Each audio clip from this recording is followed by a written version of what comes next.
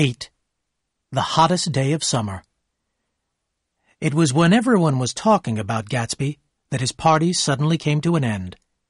One Saturday there were no lights in Gatsby's house or in his garden. A few cars drove up to the house, but almost immediately drove away. I wondered what was the matter. I decided to go over and find out. A new servant opened the door. "Is Mr. Gatsby sick?" I asked. "No," he said rudely. "Well, tell him Mr. Carroway called." "Carroway? Okay." And he shut the door in my face. Next day, Gatsby phoned me. "Are you leaving?" I asked. "No, old sport, of course not. I've sent all my old servants away. Daisy comes over in the afternoons. I didn't want them to talk about her in the village. Some friends of Wolfsheim are looking after me now." Gatsby was phoning with an invitation from Daisy. She wanted me to have lunch at her house the following day. Jordan would be there, and, of course, Gatsby, too. Daisy phoned me half an hour later. She seemed glad that I had accepted the invitation, but her voice was nervous and excited. The next day was the hottest day of the summer. The smallest movement made you hot and tired. I drove over to the Buchanan's house with Gatsby in his big yellow car. Its green leather seats were too hot to touch. The room where Daisy and Jordan were sitting was dark and cool. The two girls, both dressed in white, raised their hands lazily.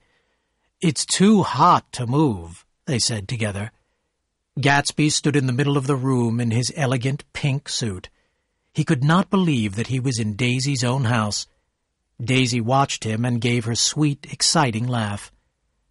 At that moment, Tom opened the door noisily and hurried into the room. "Ah, Mr. Gatsby. Hello, Nick," he said, holding out his hand to me.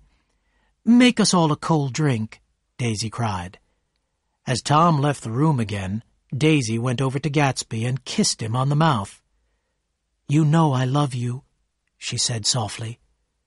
When Tom brought in the drinks, we all drank greedily. We had lunch in the darkened dining room and drank a lot of cold beer. "What are we going to do this afternoon?" asked Daisy. "And the day after that? And the next 30 years? Oh, it's so hot," Daisy went on, almost crying. "I know. Why don't we drive to New York?"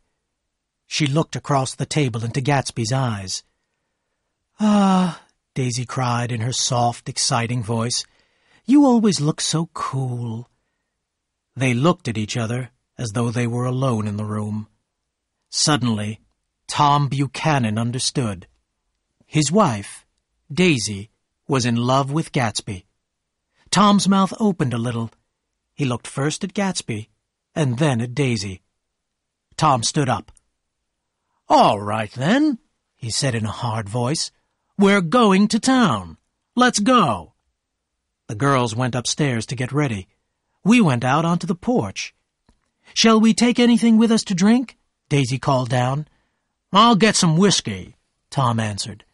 Gatsby turned to me and said, "I can't say anything to him in his house, old sport."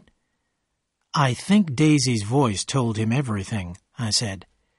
"Well, she's always had everything she's wanted," Gatsby went on. "Daisy's voice is full of money," he added. That was it. Daisy's charm was the charm of the rich and spoilt. Tom came out of the house with the whiskey wrapped in a towel. Daisy and Jordan followed him, looking cool and charming in their white dresses. "Shall we all go in my car?" said Gatsby. "You take my car," Tom said in a loud voice to Gatsby. "Come on, Daisy. I'll take you in this yellow one," he added, walking towards Gatsby's car. But Daisy moved away from her husband. "No, Tom, you take Nick and Jordan. We'll follow you." And she pushed Gatsby towards the Buchanan's small blue car. Jordan, Tom, and I got into the front seat of Gatsby's car. "Did you see that?" Tom asked us angrily. "Where did Daisy find a man like that?"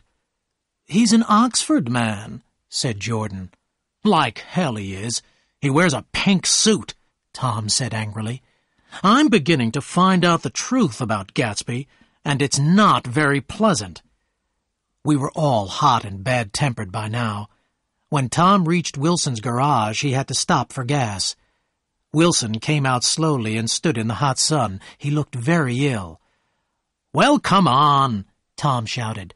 "Have I got to get the gas myself?" "I'm sick," said Wilson. "I've got to get away. When can you sell me your old car?" "Next week," Tom said quickly. "What about buying this yellow one? I got it last week. Why are you going away?" "My wife and I are going west," Wilson said.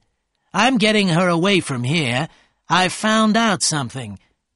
Tom stared at him. "Never mind about that. What do I owe you?" he said in a hard, cold voice. As Tom was giving Wilson the money, Gatsby and Daisy drove by in the blue car. At the same moment, I saw Myrtle Wilson looking down at Jordan from an upstairs window. There was a look of terrible jealousy on Myrtle Wilson's face.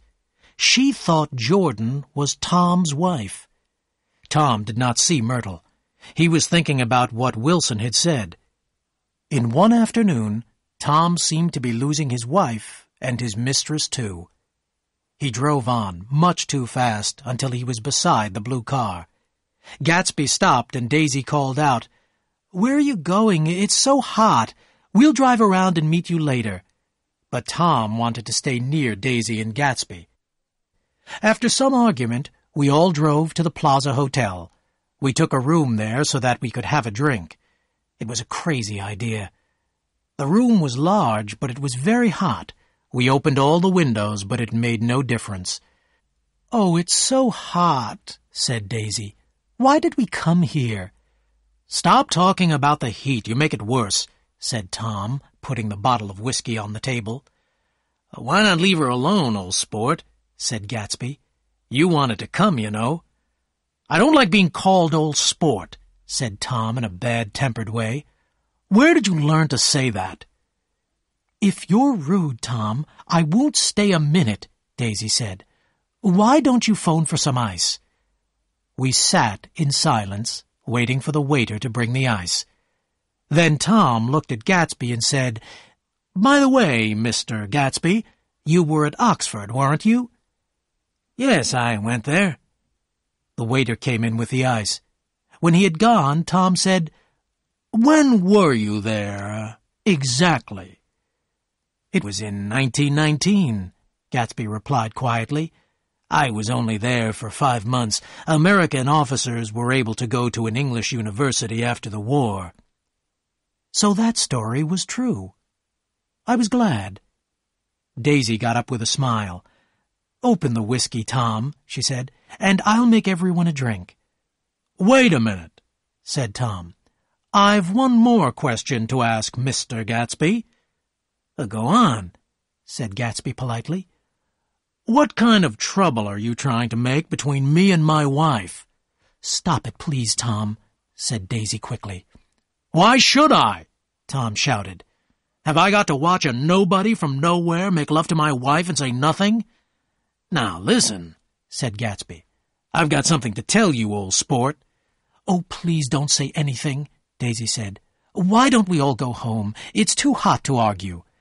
"I want Mr. Gatsby to give me an answer to my question," Tom said loudly. "Your wife doesn't love you," said Gatsby. "She's never loved you. She loved me." "You're crazy," cried Tom, jumping to his feet. "It's the truth," said Gatsby. "We've loved each other for 5 years, old sport, and you didn't know." "I tell you, you're crazy," Tom shouted again. "Daisy loved me when she married me, and she loves me now.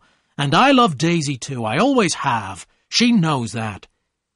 Gatsby walked over to Daisy and stood beside her. "Tell him the truth. Tell him you never loved him," he said. Daisy looked at each one of us unhappily. "I never loved him," she said slowly. Then Daisy turned to Gatsby with a frightened, unhappy look in her eyes. "Oh, you want too much, Jay," she cried. "I love you now. Isn't that enough?" She began to cry. "I did love Tom once, but I loved you, too." "You loved me too?" Gatsby repeated slowly. "I can't say I never loved Tom. It wouldn't be true," Daisy said sadly. "Of course it wouldn't," said Tom. "Now I'm taking you home, Daisy." "You don't understand," Gatsby said quickly. "Daisy's leaving you." "Nonsense." "Yes, I am," said Daisy, speaking with difficulty. "You're leaving me for a little crook?" Tom shouted.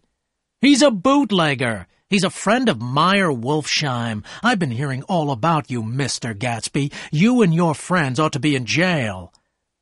I looked at Gatsby. His face was hard, with a terrible expression. I could believe then that he had killed a man. He started to talk to Daisy, quickly, excitedly. Daisy did not seem to be listening. On that hot afternoon, Gatsby's dream was slipping farther and farther away from him. "Please, Jay," Daisy said suddenly, "don't say any more. You must stop all this, please." Tom smiled. He knew that he had won. "You go home, Daisy," he said in a quiet voice. "Go with Mr. Gatsby in his car. He won't trouble you again."